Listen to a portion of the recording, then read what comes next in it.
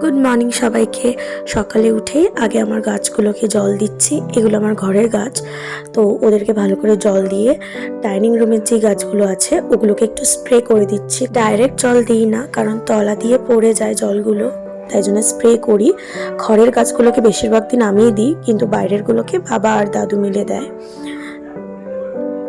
তারপর একটু ব্রেকফাস্ট করে নিচ্ছি। মা আজকে ডিম, চিকেন আর অনেক ভেজিটেবলস দিয়ে একটা ব্রেকফাস্ট বানিয়েছিল, তো ওটা খেয়ে চান টান করে জামা কাপড়গুলো মেলে দিতে যাচ্ছি ছাদে, যাতে তাড়াতাড়ি শুকিয়ে যায়।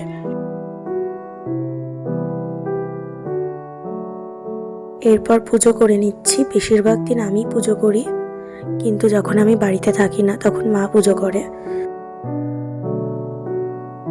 সুন্দর করে সাজিয়ে ঠাকুরকে খেতে দিয়ে এবার আমি দুপুরের খাবারটা খেয়ে নিচ্ছি। আজকে মা চিকেন বানিয়েছিল, তাই জন্যে চিকেন খেয়ে একটুখানি ঘুমিয়ে নিচ্ছি, কারণ সন্ধেবেলা একজনকে পড়াতে যাব। এই যে আমার ছোট্ট স্টুডেন্ট, ও মাত্র এখন 3 বছর বয়স। ওর আজকে সেকেন্ড ডে, ওকে আমি পড়াচ্ছি। তো ওকে পড়ানো হচ্ছে, ওকে আদর করি বেশি, বিকজ ও ভীষণ কিউট আর খুব কথা বলে পাকা পাকা। তো বাড়ি ফিরে একটু রান্না করে নিচ্ছি। আজকে রান্নাটা রাতে আমি করেছিলাম, মাকে বলেছিলাম একটু রেস্ট নিতে।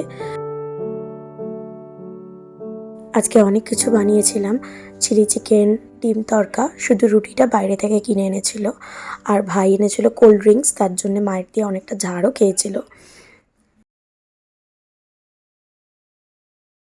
খাওয়া দাওয়া করে এবার যাব শুতে, কিন্তু এত তাড়াতাড়ি শোয়া হয় না আমার। ফোনটা হাতে এলেই রিলস ঘাঁটতে ঘাঁটতেই অনেকটা রাত হয়ে যায়। এখন প্রায় বাজে 1:30।